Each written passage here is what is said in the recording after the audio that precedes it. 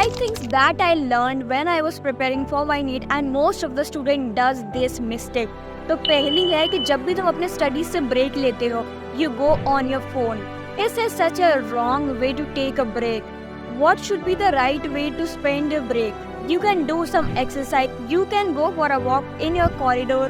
You can listen a song. मैंने एक video बना के रखी है, अगर तुमको वो देखनी है तो तुम चैनल में जाके देख सकते हो कि कौन से सॉन्ग्स हैं जो तुमको बहुत ही मोटिवेट कर सकते हैं उस छोटे से टाइम स्पैन में. A very logical and a sensible thing to do is just sit and just remind तुमने अभी थोड़ी देर पहले क्या पढ़ा था. दूसरी ये कि बहुत बड़े बड़े फ्रेंड सर्कल्स रखना. Literally do not do this.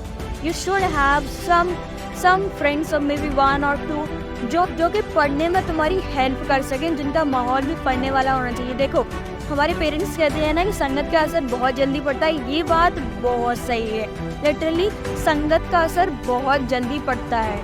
मैंने खुद देखा है लोगों को, ऐसे लोगों से दोस्ती करते हुए जो उनके जैसे ही हैं. सो मेक श्योर तुम ऐसे लोगों से दोस्ती करो जो तुम्हारी तरफ पढ़ने वाले हो और जिनसे तुम अपने डाउट डिस्कस कर सको और वो तुमको जज ना करेंगे तुम ये कैसे छोटा सा डाउट पूछ रहे हो.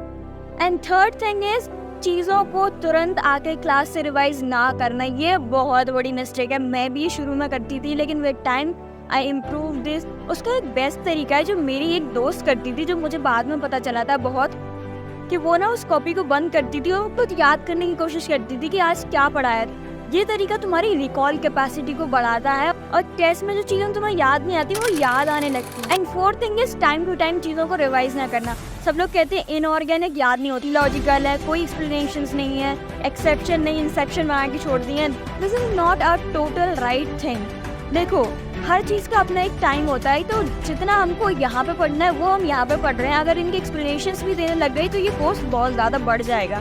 तो उस चीज़ का भी एक रीज़न. इनऑर्गेनिक या कोई भी सब्जेक्ट को याद करने का सही तरीका है कि उसको तुम बार बार रिवाइज करो जिससे वो तुम्हारे दिमाग में फिट हो जाए. और जब तक तुम्हें लर्निंग वाली थिंग्स एकदम से रटी हुई नहीं होंगी तुमको चीज़ें याद नहीं आएंगी. और सेम टू सेम जाता है ऑर्गेनिक केमिस्ट्री के लिए भी. लोग सोचते हैं कि नहीं हम तो एक्सप्लेनेशन से देख लेंगे. नहीं, you have to learn the reagents. तुमको वो याद करना पड़ेगा और तुम इतनी प्रैक्टिस करो उसमें कि तुमको आंसर ही याद हो जाए क्योंकि क्वेश्चंस वही रिपीट होते हैं.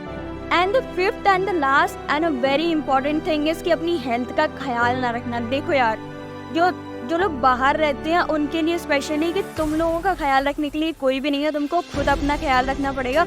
और जो घर पे रहते हैं उनकी मम्मी तो उनका ख्याल अच्छे से रखती हैं. तो ये पॉइंट स्पेशली बाहर रहने वालों के लिए. तुमको अपना ख्याल खुद रखना है. Eat healthy. बाहर का खाना अवॉइड किया करो, जितना हो सके उतना कम करा करो.